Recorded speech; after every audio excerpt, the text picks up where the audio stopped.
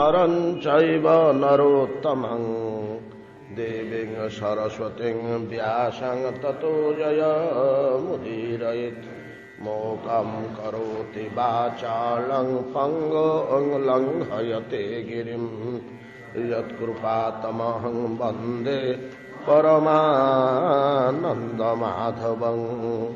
यत्कृपातमहं वन्दे परमानन्दमाधवं।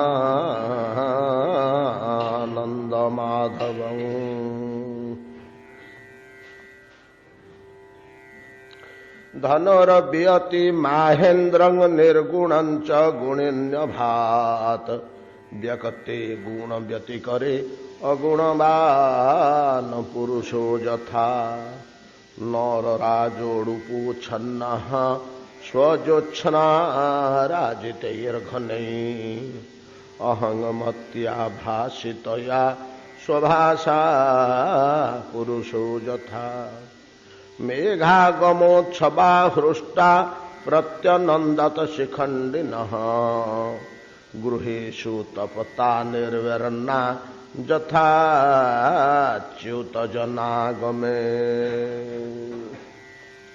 श्रीलसूत गोस्वामी कहते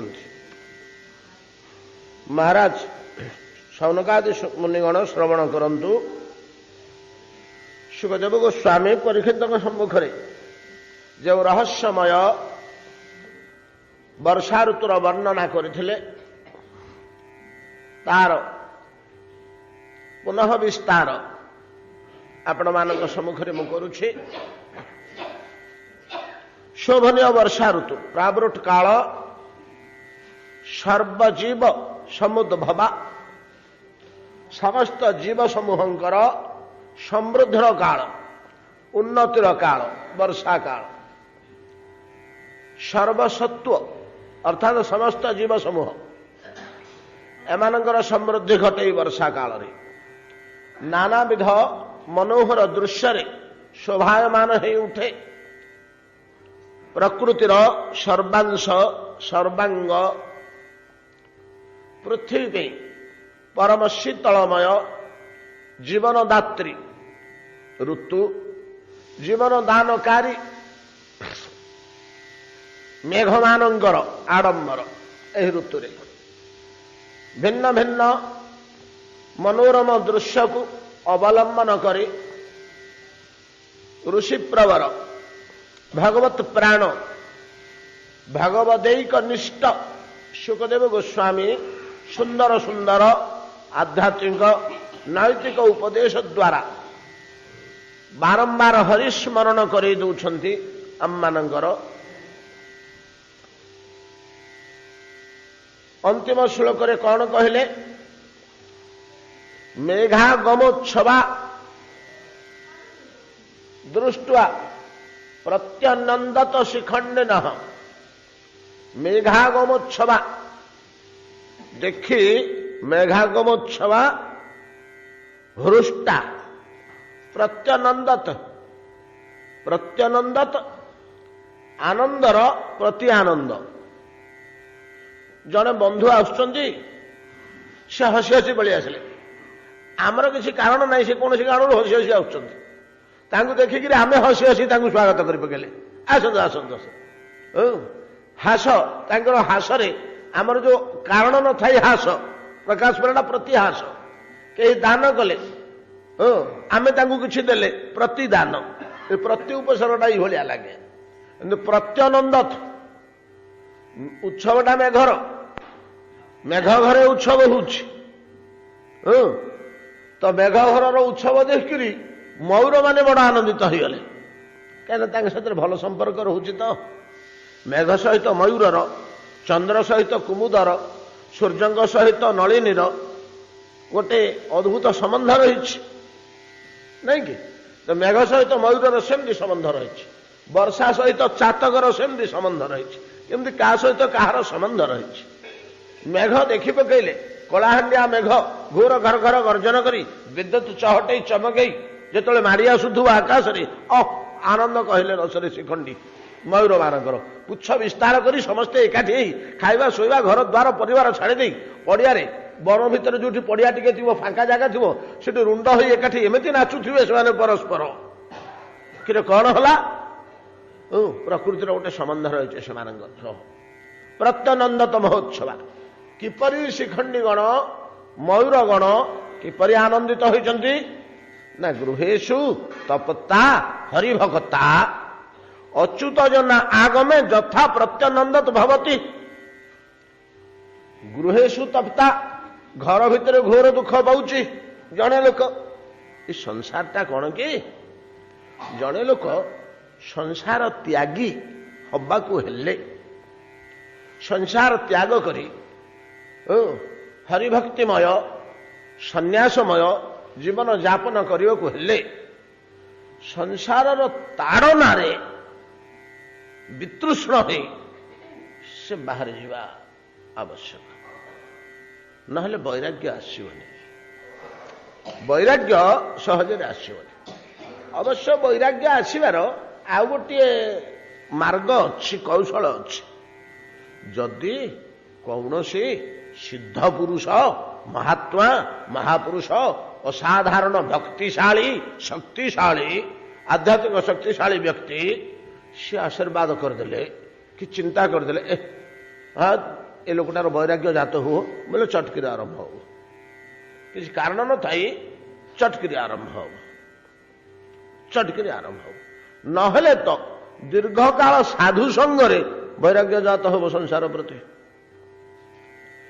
ଦୀର୍ଘକାଳ ସାଧୁ ସଙ୍ଗ କଲେ ବୈରାଗ୍ୟ ଜାତ ହବ ବୈରାଗ୍ୟ ଜାତ ହବା କ୍ଷଣି ହୃଦୟରେ ଘର ତ ପିତା ଲାଗିବ ଏଣେ ସେତିକି ବେଳେ ଭଗବାନ ମଧ୍ୟ ତାକୁ ଟିକେ ସହାୟତା କରନ୍ତି ଯେଉଁ ବ୍ୟକ୍ତି ସନ୍ନ୍ୟାସ ଗ୍ରହଣ କରିବାକୁ ଯିବେ ତାହାର 2-3 ଜନ୍ମ 4 ଜନ୍ମ 5 ଜନ୍ମ ପୂର୍ବରୁ ତାଙ୍କର ଘରର ପରିସ୍ଥିତି ଏପରି ହେବ ଯେ ଏପରି ସେ ପୀଡ଼ା ପାଇବେ ଦାରିଦ୍ର୍ୟ ଦୁଷ୍ଟା ପତ୍ନୀ କୁଶୀଳ ପୁତ୍ର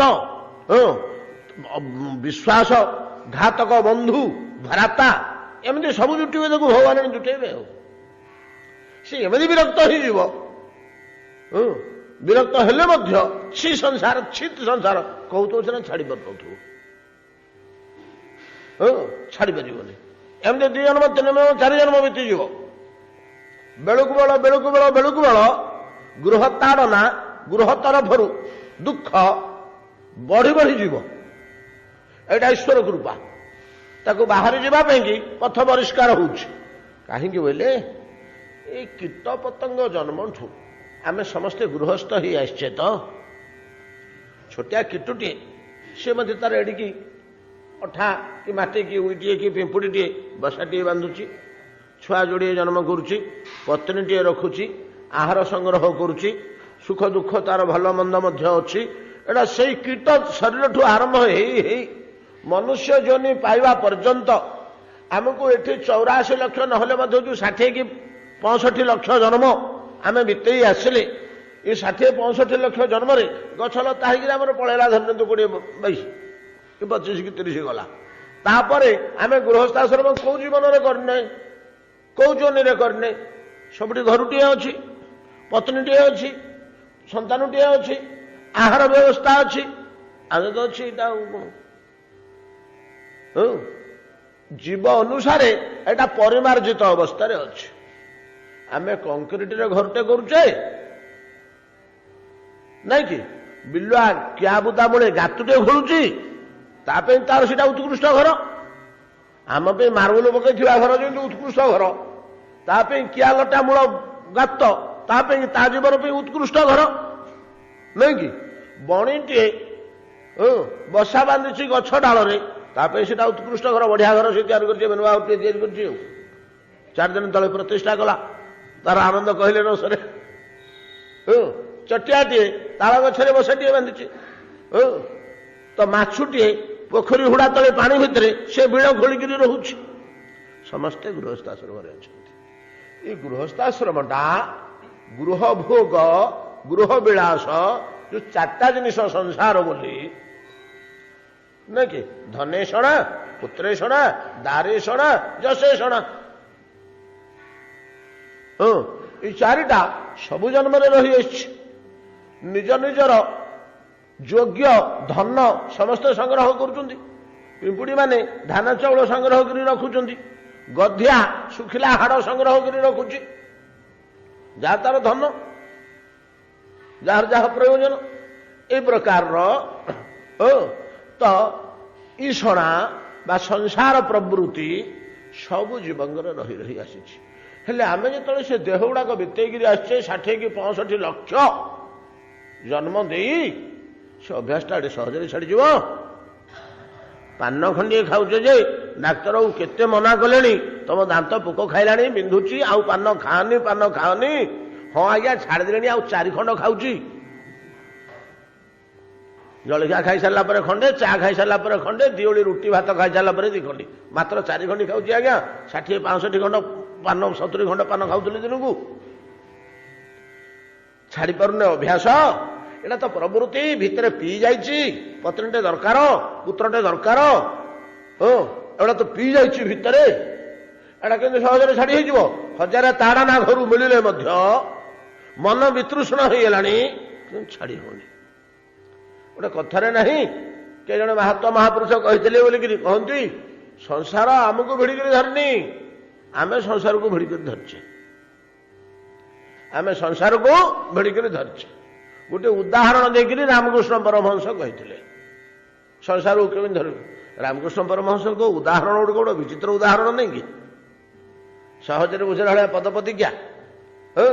ଗୋଟେ ଲୋକ ଅରଣ୍ୟ ଭିତରକୁ ଯାଇ ଗଛ ମୂଳେ ବସିଥିଲା, ତାକୁ ଗୋଟେ ଭାଲୁ ଆସି ଆକ୍ରମଣ କଲା। ଯେମିତି ଆକ୍ରମଣ କଲା, ସେ ସେଠୁ ପ୍ରାଣ ବିକଳରେ ଗଛ ଆରପଟକୁ ପଳେଇଲା। ଭାଲୁ ଦୁଇପଟେ ତଳେ ହାତ ବଢେଇଲା, ଏ ଭୟରେ ତା ହାତକୁ ଧରି ପକେଇଲା। ଗଛଟା ରହିଲା ମଝିରେ, ସେପଟେ ରହିଲା ଭାଲୁ, ଏପଟେ ରହିଲା ମଣିଷ ବୁଲୁଛନ୍ତି। ଆଉ ଜଣେ ଲୋକ ଆସିକି ରହିଲା, କଣ ହଉ ଭାଲୁକୁ ହଳ ବୁଲଉଛ ଗଛ ଚାରିପଟେ? ନା ଭାଇ ମତେ ଭାଲୁଟା ଛାଡୁନି, ରକ୍ଷା କରେ। ନା ଭାଲୁଟାକୁ ତ ତମେ ଧରିଛ,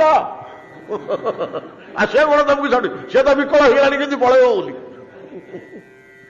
ତମ ଘୋଷଣା ପାଇକିରି ଗଛ ଚାରିପଟେ।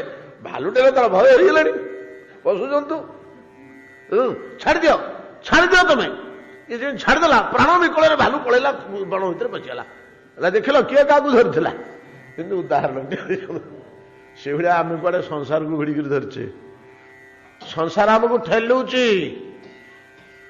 ଗୃହରୁ ତାଡ଼ନା ଆସୁଛି ମାନେ ଦୁଷ୍ଟା ପତ୍ନୀ,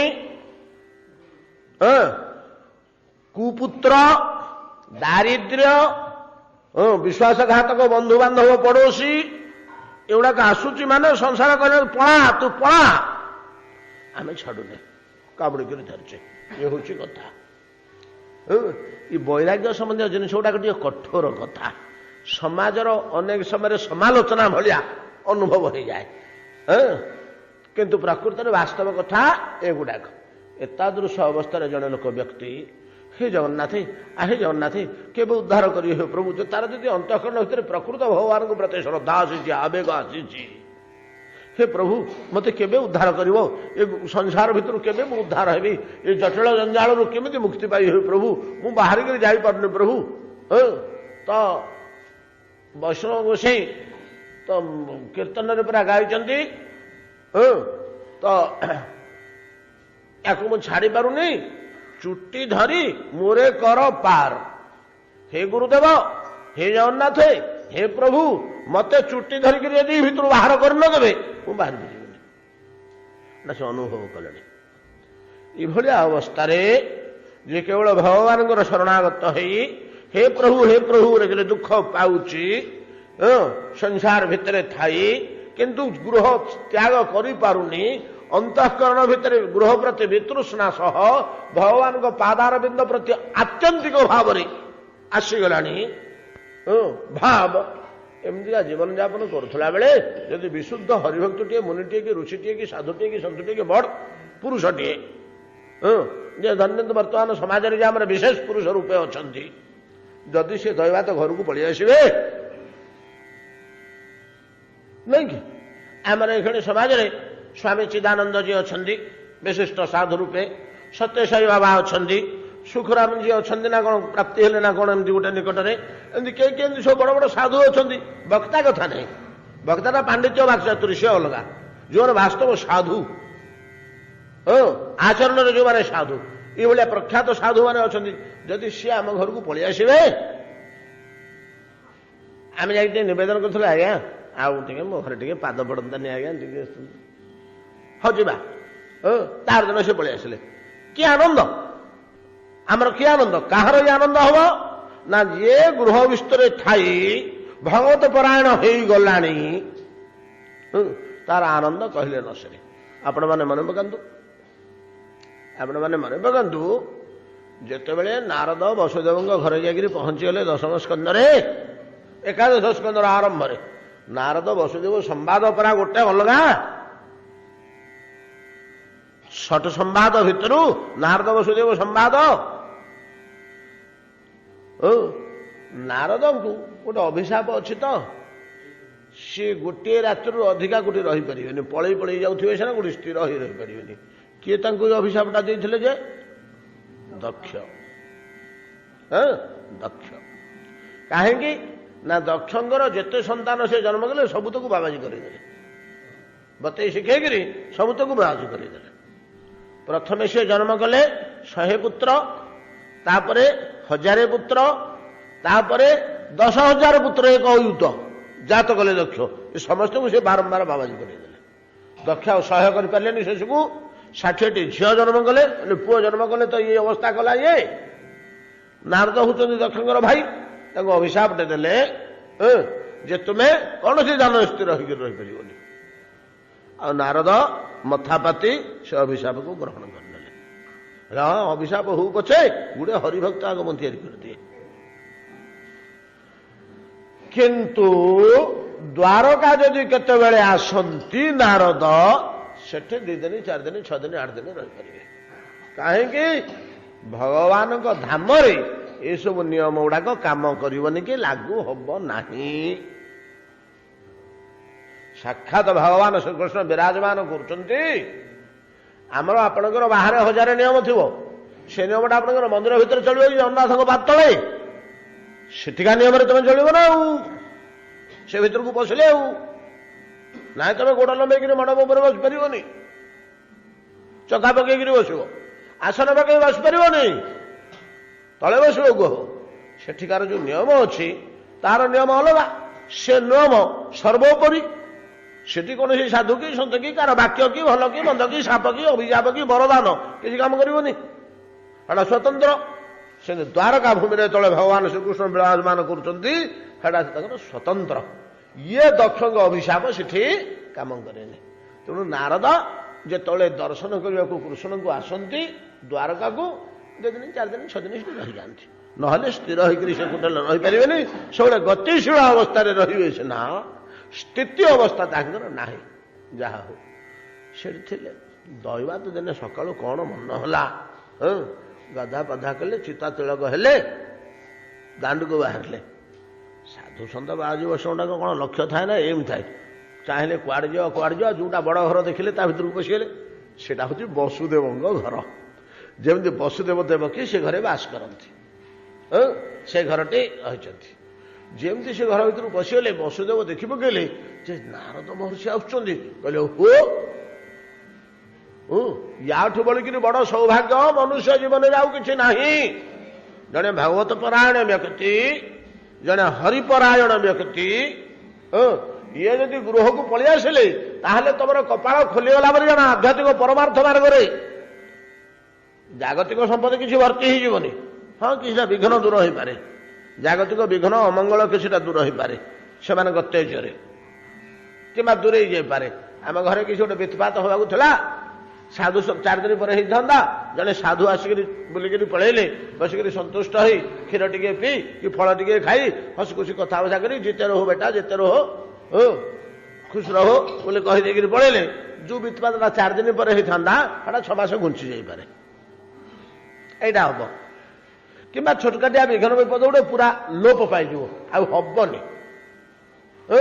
ନହେଲେ ଏମିତିକା କିଛି ହେଇପାରେ। କିନ୍ତୁ ଗୁଡେ ଯେ ଆମ କୋଠାର ତିଆରି ହେଇଯିବ, ଆମର ଧନ ସମ୍ପତ୍ତି କିନ୍ତୁ ଭର୍ତ୍ତି ହେଇଯିବ ଘରେ, ସେମିତି ଜାଗତିକ ଫଳ କିଛି ନାହିଁ। କିନ୍ତୁ ପରମାର୍ଥ ଫଳ ଅନନ୍ତ, ପରମାର୍ଥ ଫଳ ଅନନ୍ତ। ପାରମାର୍ଥିକ ଭକ୍ତି ଜ୍ଞାନ ବୈରାଗ୍ୟ ଭଗବାନଙ୍କ ଚରଣାର ବିନ୍ଦରେ ନିଷ୍ଠା ବିଶ୍ୱାସ ଭକ୍ତି ଏଗୁଡ଼ାକ ପ୍ରଚୁର ପରିମାଣରେ ବୃଦ୍ଧି ପାଇବ। ଧନ ସମ୍ପତ୍ତି ବୃଦ୍ଧି ପାଇବନି, ଏଗୁଡ଼ାକ ବହୁ ପରିମାଣରେ ବୃଦ୍ଧି ପାଇବ। କେତେବେଳେ ଜଣେ ମହାତ୍ମା, ଜଣେ ମହାପୁରୁଷ, ଜଣେ ସାଧୁ ଯଦି ପଳେଇ ଆସିଲେ ଆମ ଘରକୁ, ତାଙ୍କ ପାଦ ପଡ଼ିଗଲା, ଟିକେ ଆପ୍ୟାୟିତ ହେଲେ, ଆମେ ତାକୁ ବିନୟ ହେଇକରି ପ୍ରଣାମ କଲୁ, ଲମ୍ବ ହୋଇ ଗୋଡ଼ ତଳେ ପଡ଼ିଲୁ, ପାଦ ଧୋଇଦେଲୁ, ପାଦ ଧୁଆ ଜଳ ଟିକେ ପାଟିରେ ପକେଇଲୁ, ସମସ୍ତଙ୍କୁ ମୁଣ୍ଡରେ ଟିକେ ପିଲାମାନଙ୍କର ଛିଞ୍ଚି ଦେଲୁ, ବଡ଼ ଆଦର ଯତ୍ନରେ ତାଙ୍କୁ ସସମ୍ମାନେ ଖୁସି ହେଇଗଲେ ବସୁଦେବ। ମୁଁ ଗୃହରେ, ସେ ଜଣେ ବୃଦ୍ଧ ଗୃହସ୍ଥାଶ୍ରମୀ ତ ବସୁଦେବ, ତାଙ୍କ ଘରେ ଯେତେବେଳେ ନାରଦ ଆସିକରି ପହଞ୍ଚିଗଲେ ଗୋଟିଏ ବାକ୍ୟ କହିଛନ୍ତି, ଅନେକ କଥା ସେଠି ଖୁସି ହେଇ କହିଛନ୍ତି, ଗୋଟେ ମୂଲ୍ୟବାନ ବାକ୍ୟ କହିଛନ୍ତି। ମହାଦେବୀ ଚଳନଙ୍ଗ ନରୋଣାଙ୍ଗ ଗୃହିଣାଙ୍ଗ ଦୀନ ଚେତସା ନିଶ୍ରେୟ ସାୟ ଭଗବାନ କଳ୍ପନେ ନାନ୍ୟଥା କ୍ୱଚିତ୍। ଏ ଶ୍ଲୋକଟି ବସୁଦେବ କହିଛନ୍ତି। ମହାଦେବୀ ଚଳନଙ୍ଗ ନରୋଣାଙ୍ଗ ଗୃହିଣାଙ୍ଗ ଦୀନ ଚେତସାମ୍। ନାରଦଙ୍କୁ ସ୍ୱାଗତ କରି ହାତ ପାଦ ଧୋଇ ଆସନରେ ବସେଇଲେ, ବ୍ୟଜନରେ ବିଞ୍ଚାରେ ବିଞ୍ଚିଦେଲେ। ବିଷ୍ଣୁଦେବ ନିଜେ କରନ୍ତୁ ବା ପରିକର ମାନଙ୍କ ଦ୍ୱାରା କରାନ୍ତୁ। ଯେତେବେଳେ ସୁଖ ଆସନରେ ଶାନ୍ତିରେ ନାରଦ ବସିଲେ, ତାଙ୍କ ମନ ପ୍ରଫୁଲ୍ଲ ଅଛି, ସୁଖ ଆସିନ, ସେତିକି ବେଳେ ଅନେକ ଗୁଡ଼ିଏ ନମ୍ରତାର ସହ ତାଙ୍କ ଆସିବାର ଗୌରବ ଆଉ ମହାତ୍ମା ମହାପୁରୁଷଙ୍କର ପାଦ ପଡ଼ିବାର ଫଳ ସବୁ କହୁଛନ୍ତି। ତା ଭିତରେ ମହନୀୟ ଶ୍ଲୋକଟି କହିଛନ୍ତି, ମହଦେବୀ ଚଳନଙ୍ଗ ନରୁଣାଂ ଗୃହିଣାଂ ଦୀନ ଚେତସାମ୍ ନିଶ୍ରେୟ ସାୟ। ନିଶ୍ରେୟ ସାୟ। ମନୁଷ୍ୟଗଣ ଗୃହସ୍ଥାଶ୍ରମରେ ବଡ଼ ଦିନହୀନ ଅବସ୍ଥାରେ ବାସ କରିବାକୁ ବାଧ୍ୟ ହୁଅନ୍ତି।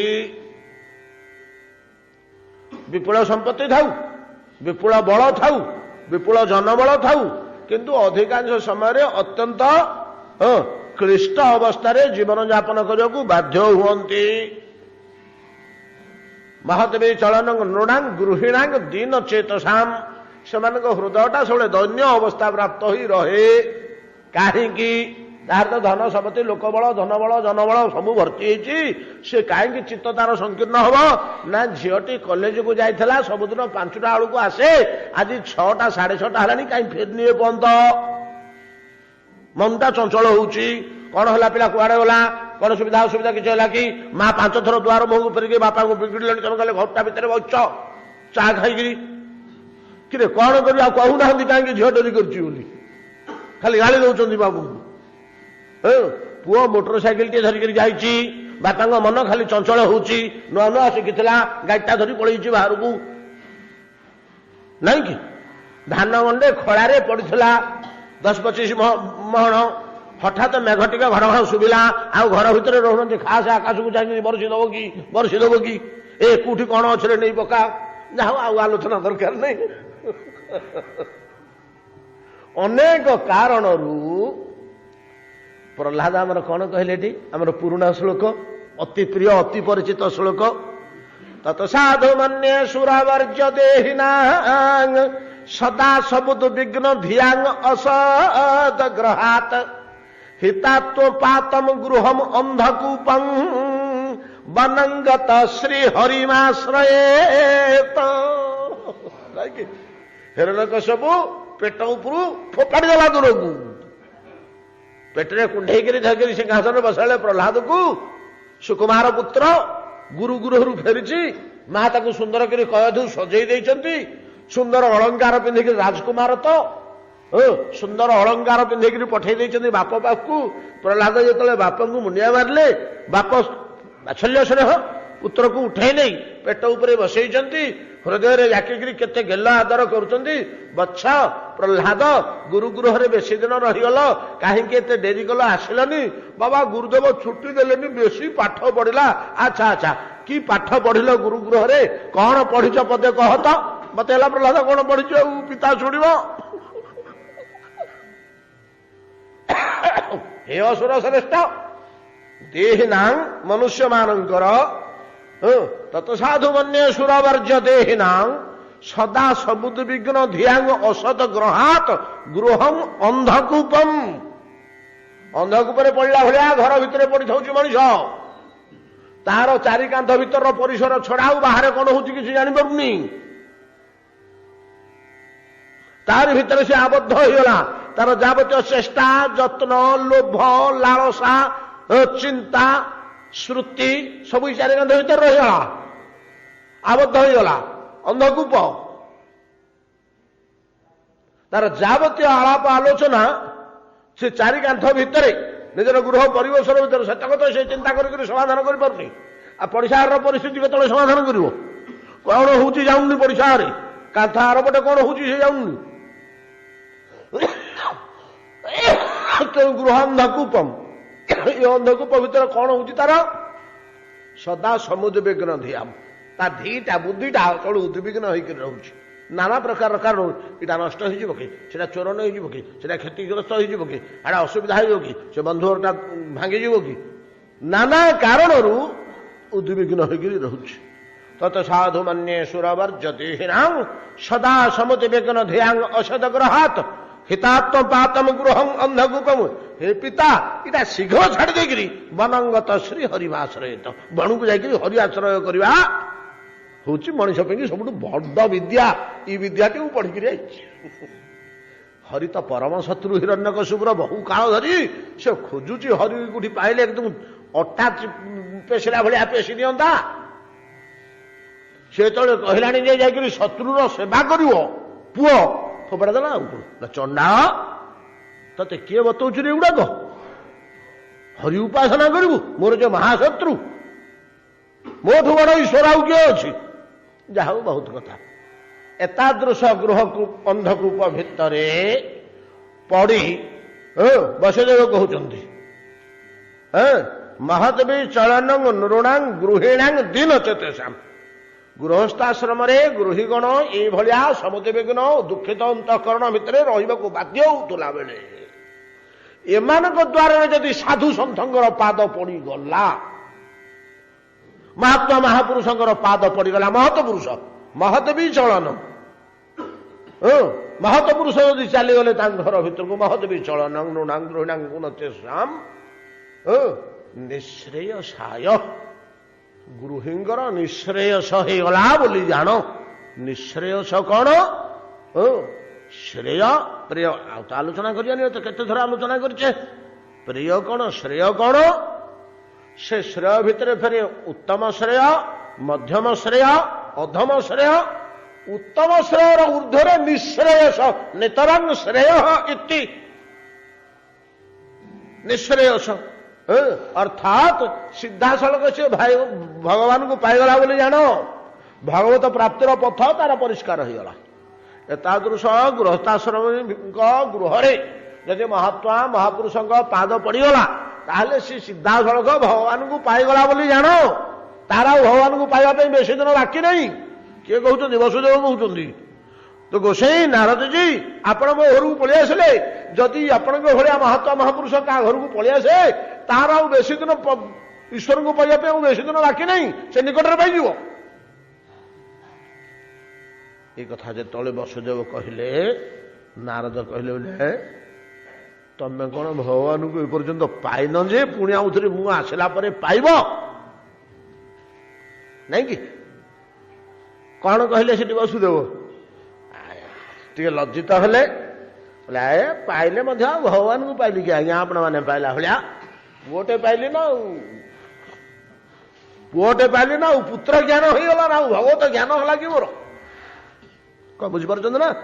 ଭଗବାନଙ୍କୁ ପାଇଲେ ମଧ୍ୟ ଭଗବତ ଜ୍ଞାନରେ ପାଇଲେନି ଭଗବାନଙ୍କୁ। ଆମେ ପ୍ରକୃତରେ ସୁନା ଖଣ୍ଡେ ପାଇଛେ, କିନ୍ତୁ ଆମର ଧାରଣାଟା ଯେ ପିତ୍ତଳଟା, ପ୍ରକୃତରେ ସୁନାଟା। କିନ୍ତୁ ଆମର ମୁଣ୍ଡରେ ବସିଯାଇଛି, ସୁନାଟା ପିତ୍ତଳଟେ ଗୋଟେ ମଇଳା ହେଇକି ରହିଛି, ତେଣୁ ଏଇଠି ଥୋଇ ଦଉଛେ, ସେଠି ଥୋଇ ଦଉଛେ, ସେଠି ଥୋଇ ଦଉଛେ, ପଡିଛି ତ ପଡିଛି, କାନ୍ଥ ଗୁଡ଼ାରେ ଥୁଆ ହେଇଛି 4 ଦିନ ହେଲା। ନାତିକି ଦେଇଦେଲେ, ନାତି ଗଡେଇ ଖୋଲିଦେଲା, ସେଟା ହଜାନରେ କହିଦେଇକିରି ଆମେ ପଳେଇଲୁ। ସେ ଗଡଉଥିଲା। 4 ଦିନ 8 ଦିନ ପରେ ଯେତେବେଳେ ଜାଣିଲି, କିଏ ଜଣେ ଆସିଲା, ଏଇଟା କଣ? ଏଇ ପିତ୍ତଳଟେ ସିଆଡ଼େ ଯାଇଥିଲି, ଗୋଟେଇଥିଲି, 1.5 କିଲୋ ହବ, ଓଜନ ତ କେତେ ପଇସା ହବ 100-150 ଟଙ୍କା ହବ। ସିଏ ଦେଖି ଚାହିଁ ଗଲେ, ସେ ଜହୁରୀ ଲୋକ ଜାଣନ୍ତି, ପିଓର ସୁନାଟା, ପିଓର ସୁନାଟା, ହେ ସୁନାଟା। ଦେଖ ଗୋଟେ ବଣିଆକୁ କଷିକି ଦେଖିବାକୁ, ପ୍ରକୃତରେ ସୁନାଟା, ଆଉ ରାତିକି ଦେବେ ଖେଳିବାକୁ ବଳେଇବାକୁ ନା ଗାତ ଗୁଡ଼ାରେ ଥୋଇବାକୁ। ସୁନାଟା ପାଇ ମଧ୍ୟ ସୁବର୍ଣ୍ଣ ଜ୍ଞାନ ନାହିଁ, ପିତ୍ତଳ ଜ୍ଞାନ ଥିବାରୁ ଯେପରି ତାର ଅପପ୍ରୟୋଗ ହଉଥିଲା, ଭଗବାନଙ୍କୁ ପାଇ ମଧ୍ୟ ମୋର ପୁତ୍ର ଜ୍ଞାନ ହେଇଛି, ଭାଗବତ ଜ୍ଞାନ ନାହିଁ।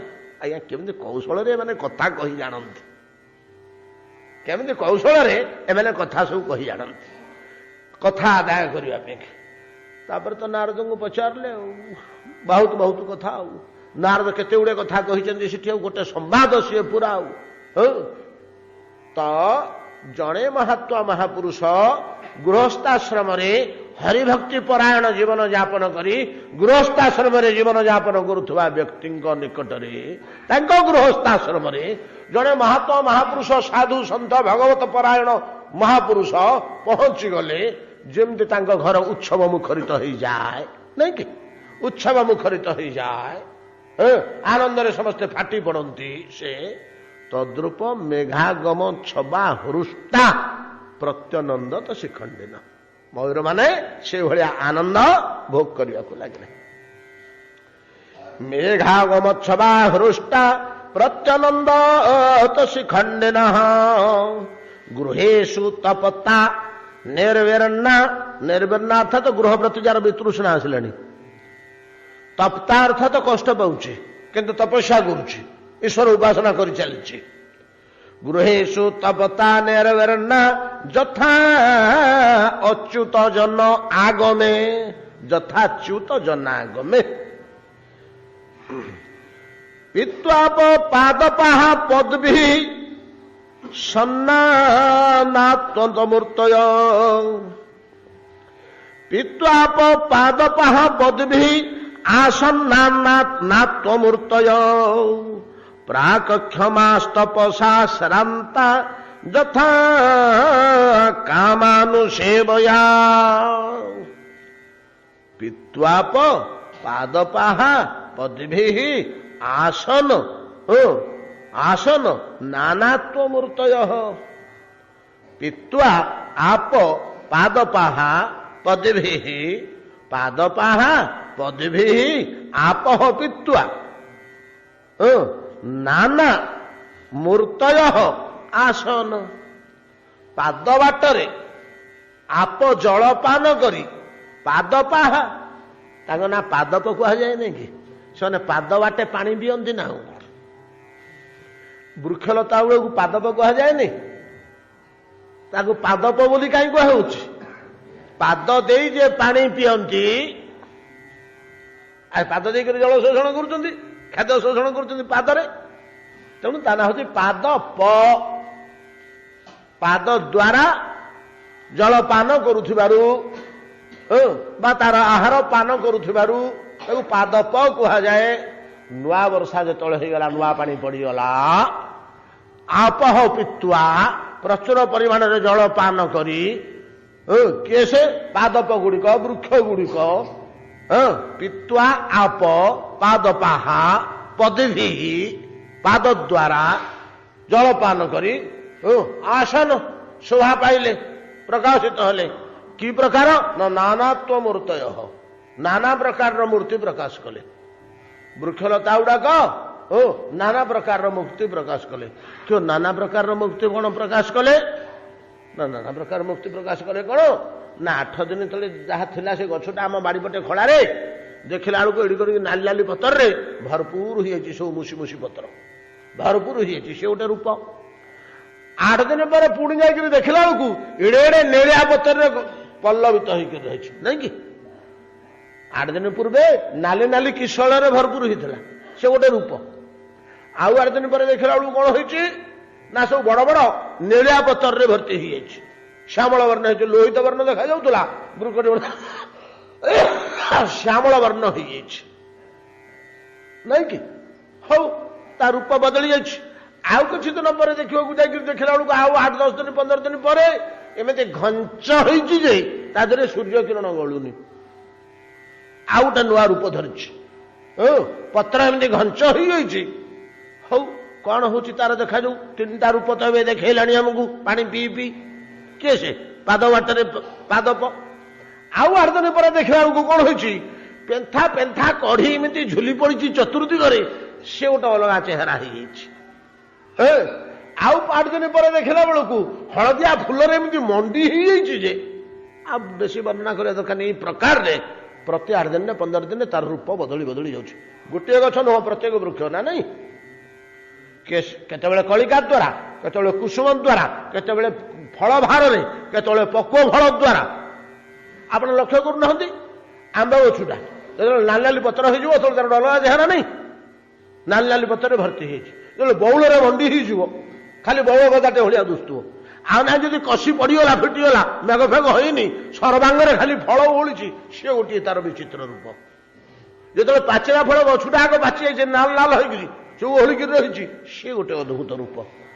ନାନାତ୍ୱମୂର୍ତ୍ତୟ ପାଦପାହା ପ୍ରତି ମୁହୂର୍ତ୍ତରେ ପ୍ରଚୁର ଜଳ ପାନ କରି ନିଜର ପାଦ ଦ୍ୱାରା ବର୍ଷା ଋତୁରେ ଏଇଭଳିଆ ନିଜର ଚେହେରା, ନିଜର ରୂପ, ନିଜର ମୂର୍ତ୍ତିକି ବଦଳେଇ ବଦଳେଇ ଚାଲିଛନ୍ତି, ବଦଳେଇ ବଦଳେଇ ଯାଉଛି। ପିତ୍ୱାପହ ପାଦ ପାପଦେଭି ଆସନ ନାନାତ୍ୱମୂର୍ତ୍ତୟ ପ୍ରାକକ୍ଷାମାସ୍ତପସା ଶ୍ରାନ୍ତା ଯଥା କାମାନୁସେବୟା। ଜଣେ ତପସ୍ୱୀ ବା ସେ ଘୋର ତପସ୍ୟା କରୁଥିଲେ। ସକାମ ତପସ୍ୱୀ, ଏଟା ସକାମ ତପସ୍ୱୀ ସପକ୍ଷରେ କୁହାହଉଛି, ନିଷ୍କାମ ତପସ୍ୱୀ ନୁହଁ।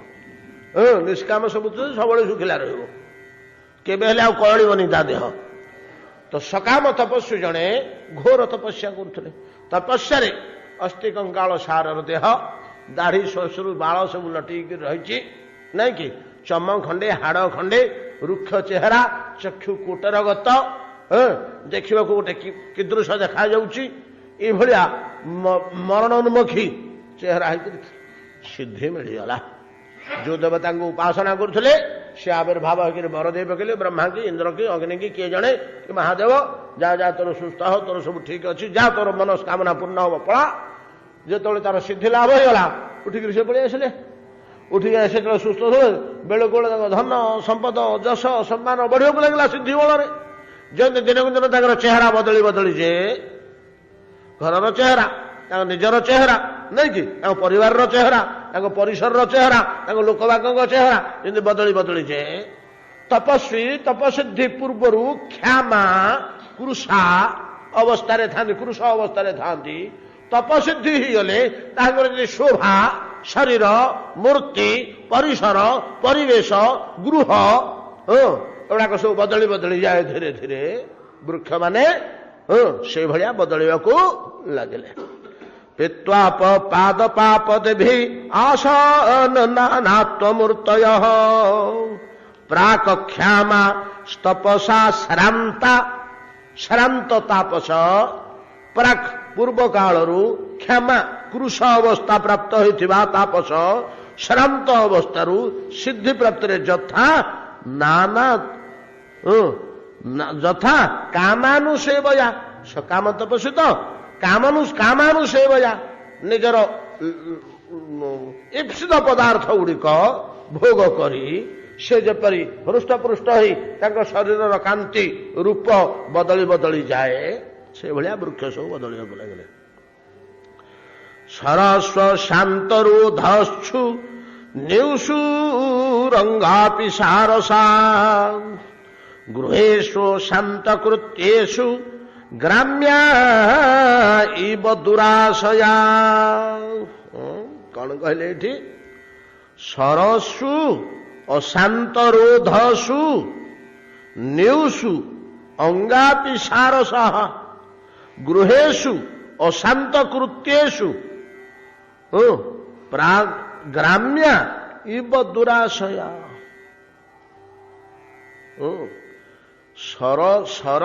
ସରସୁ ଅଶାନ୍ତ ରୋଧସୁ। ସର କହିଲେ ପୁଷ୍କରିଣୀ। ପୁଷ୍କରିଣୀ ଗୁଡାକର ଚାରିପଟରେ ଥିବା ରୋଧ, ରୋଧ ଜଳ ରୋଧ, ହୁଡ଼ା ବନ୍ଧ, ରୋଧସୁ ଜଳକୁ ଅଟକେଇ କରି ଯିଏ ରଖିଛି, ରୋଧ କରି ରଖିଛି ପୁଷ୍କରିଣୀର ଜଳକୁ, ସେ କିଏ? ସେ ହୁଡ଼ା, ବନ୍ଧ ହୁଡ଼ା। ପୁଷ୍କର ବଡ଼ ବଡ଼ ପୁଷ୍କରିଣୀ ହ୍ରଦ ମାନଙ୍କର ଚାରିପଟରେ ଥିବା, ଛୋଟ ହଉ କି ବଡ଼ ହଉ, ପୋଖରୀ ମାତ୍ରେ ତ ତାର ବନ୍ଧ ହୁଡ଼ା ରହିବ। ଏଗୁଡ଼ାକ ସବୁ ଅଶାନ୍ତ ଅବସ୍ଥା ବର୍ତ୍ତମାନ ପ୍ରାପ୍ତ ହେଇଛନ୍ତି। କିୟ ବନ୍ଧ ଗୁଡ଼ାକ କ'ଣ ଅଶାନ୍ତ ଅବସ୍ଥା କାହିଁକି ପ୍ରାପ୍ତ ହେଇଛନ୍ତି? ନା କୋଉ ଜାଗାଟା ଖାଲି ପଙ୍କୁଆ ବର୍ଷା ଋତୁରେ, କୋଉ ଜାଗାଟା ଖସଡ଼ା, କୋଉଠି କଣ୍ଟା ଲଟା ଗୁଡ଼େ ଉଠିଛି, କୋଉଠି ବିଛୁଆତି ଗଛ ଗୁଡ଼ାକ ଆଉ ଉଠିଯିବନି ବର୍ଷା ଦିନରେ ସବୁ ବନ୍ଧ ଗୁଡ଼ାରେ ଚାରିଆଡ଼େ। ବନ୍ଧ ଗୁଡ଼ାରେ ପୋଖରୀର ଚତୁଃପାର୍ଶ୍ୱରେ ଖରାଦିନେ ସବୁ ଯୋଉ ଶୁଖିକିରି ରହିଥିଲା, ଯେତେବେଳେ ବର୍ଷା ଋତୁ ଆସି ପହଞ୍ଚିଲା, ବର୍ଷା ଋତୁରେ ନାନା ପ୍ରକାର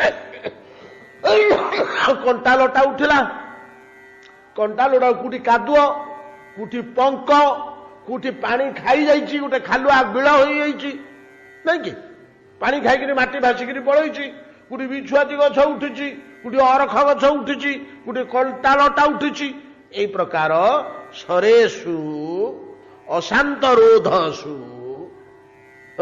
ଏଗୁଡାକ ଅଶାନ୍ତ, ଦୁଃଖଦାୟକ, ଶାନ୍ତିଦାୟକ ନୁହେଁ। ଏଇଭଳିଆ ଚତୁଷ୍ପାର୍ଶ୍ୱର ରୋଧ ହେଲେ ମଧ୍ୟ ଖରାଦିନେ ଶୁଖିଲା ଟାଙ୍ଗରା ହେଇକିରି ଥିଲା, ଭଲ ଥିଲା, ସୁନ୍ଦର ଚିକଣ ହେଇକିରି ଥିଲା। ମାଟି ଫାଟି ପକେଇକିରି ମଧ୍ୟ ଦୃଢ଼ କରି ରଖିଥିଲେ ବର୍ଷା କାଳ ଆସୁଛି ବୋଲି ଲୋକମାନେ ପାଣି ଅଟକେଇ ରଖିବାକୁ।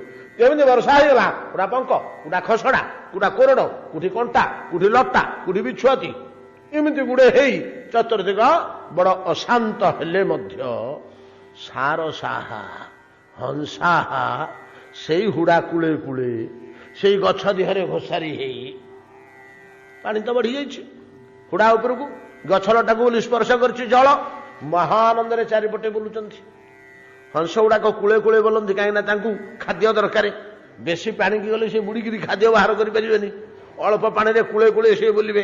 ସାରସାହା ହଂସାହା, ଯଦିଓ ବନ୍ଧ ହୁଡ଼ା ଗୁଡ଼ାକ କଦର୍ଯ୍ୟ ଅବସ୍ଥା ପ୍ରାପ୍ତ ହୋଇଛି, ପଙ୍କ କାଦୁଅ କଣ୍ଟା ଲଟା ବିଛୁଆତି ଏମିତି ହେଇକିରି ହେଇଛି, ତଥାପି ହଂସ ମାନେ ବଡ଼ ଆନନ୍ଦରେ କୂଳେ କୂଳେ ସେ ହୁଡ଼ା ଦେହରେ ପକ୍ଷୀକି ଘୋଷାଡ଼ିକିରି ଲାଗିକିରି ଚାରିପଟେ ବୁଲୁଛନ୍ତି। ସରସୁ ଅଶାନ୍ତ ରୋଧସୁ, ଅସୁଖମୟ ରୋଧ ବନ୍ଧ ହୁଡ଼ା ହେଲେ ମଧ୍ୟ ନ୍ୟୁସୁ ଅଙ୍ଗ, ହେ ବତ୍ସ ପରୀକ୍ଷିତ, ସାରସାହା ନ୍ୟୁସୁ, ସେଠି ନିବାସ କରିବାକୁ ଭଲ ପାଇଲେ, ରହିବାକୁ ଭଲ ପାଇଲେ, ସେ କଣ୍ଟା ଲଟା ହେଲେ ମଧ୍ୟ କିପରି? ନା ଯଥା ଗୃହେଷୁ ଅଶାନ୍ତ କୃତ୍ୟେଷୁ ଗ୍ରାମ୍ୟା ଇବ ଦୁରାଶୟ, ଗ୍ରାମ୍ୟା ଇବ ଦୁରାଶୟ, ଗ୍ରାମ୍ୟ ବ୍ୟକ୍ତିଗଣ ଗୃହ ମଧ୍ୟରେ ଅଶାନ୍ତ କର୍ମ କରି ମଧ୍ୟ ଯେମିତି ଖୁସି ହେଇକରି ସେଠି ରହନ୍ତି। ଅଶାନ୍ତ କର୍ମ କ'ଣ? ନା ବେଦର କର୍ମକାଣ୍ଡକତ ନାନା ପ୍ରକାର ଦୁଃଖଦାୟକ ଫଳ। କୋଉଠି ଗୋଟେ ଗ୍ରହ ଉପାସନା କଲେଣି, ଗୋଟେ ଅଭିଚାର କର୍ମ କଲେଣି, କୋଉଠି ଶତ୍ରୁ କ୍ଷୟ କରିବାକୁ ଗୋଟେ କିଛି କ'ଣ କଲେଣି, କୋଉଠି କୃଷିରେ ସବୁ ଜୀବମାନେ ନଷ୍ଟ କରୁଥିଲେ ଗୋଟେ କଦର୍ଯ୍ୟ କର୍ମ କଲେଣି। ଆଜିକାଲି ସିନା ନାହିଁ, ଆଗେ ସେଗୁଡ଼ାକ ପ୍ରୟୋଗ ହେଉଥିଲା ନା। ଆଗେ ଲୋକମାନେ ଯଜୁର୍ବେଦର ନାନା ପ୍ରକାର ଯୋଉ ଅଭିଚାର ଆଉ ଉପଚାର କର୍ମ ଅଛି, ଅଭିଚାର କର୍ମ ଗୁଡାକ ପ୍ରୟୋଗ କରୁଥିଲେ ନା। ଏବେ ବି କାଁ ଭାଁ ଅଛି ଆମର, ଏଇଟା କରିଦିଅ, ସେଇଟା କରିଦିଅ, ସେଇଟା କରିଦିଅ, ପୋକ ଲାଗିଗଲେ ଜମିରେ ତା ପାଇଁ ଅଭିଚାର କର୍ମ କର, ଅମୁକ ବୃଷ୍ଟିପାତ ହଉନି ଏ ଅଭିଚାର କର୍ମ କର। ଆଉ ନାନା ପ୍ରକାର ବେଦର କର୍ମକାଣ୍ଡକତ ନାନା ପ୍ରକାର ଅଭିଚାର କର୍ମ ଦ୍ୱାରା କୋଉଠି ଧନ ବୃଦ୍ଧି, କୋଉଠି ଶତ୍ରୁନାଶ, କୋଉଠି ଭଲ କୃଷି ପାଇଁ, କୋଉଠି ଗୃହର ଉନ୍ନତି ପାଇଁ ଏବେ ବି ଆମେ କରୁନେ କି? ଆମେ ଯାଇକି ସେ ଗୋଟେ ଗୋଟେ ଅଛନ୍ତି ଅଭିଚାରିକ ଲୋକ, ବହୁତ କମ ଯଦିଓ, ଅବଶ୍ୟ ସେ ଆମକୁ ଭୂତଉଛନ୍ତି, ସିଏ ଜାଣନ୍ତିନି କିଛି।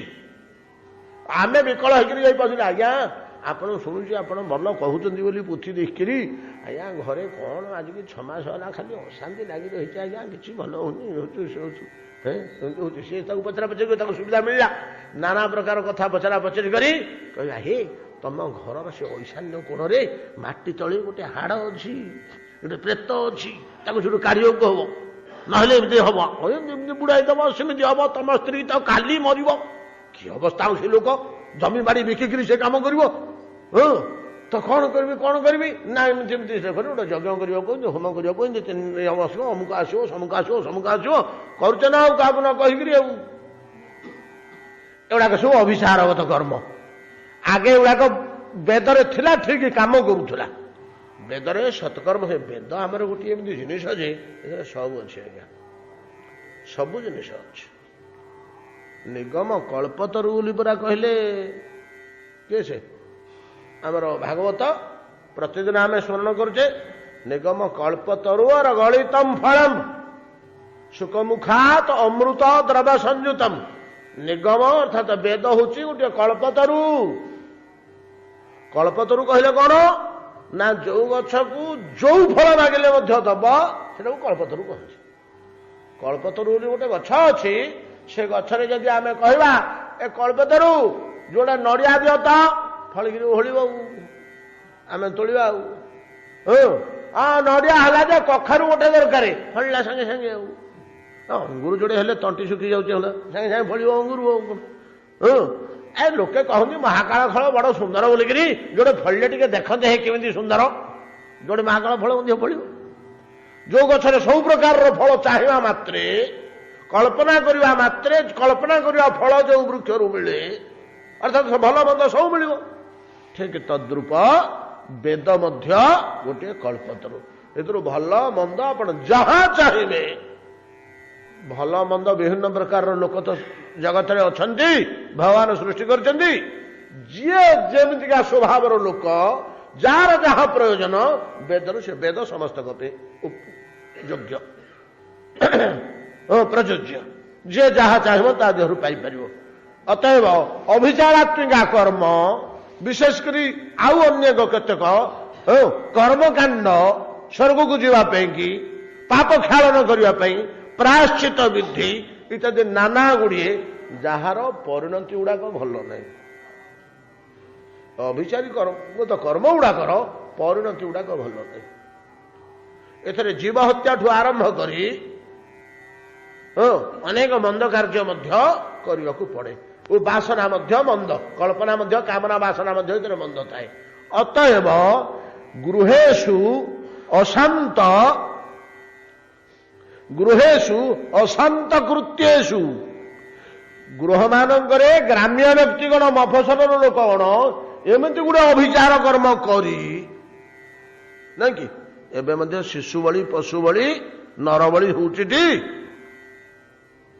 ଶୁଣିବାକୁ ଆମେ ପାଉଛେ।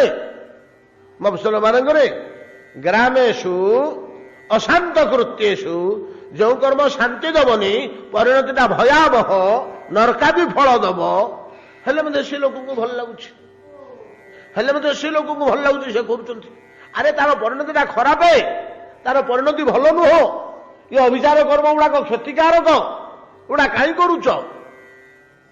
ଏଟା ଭଲ ଜିନିଷ ନୁହଁ।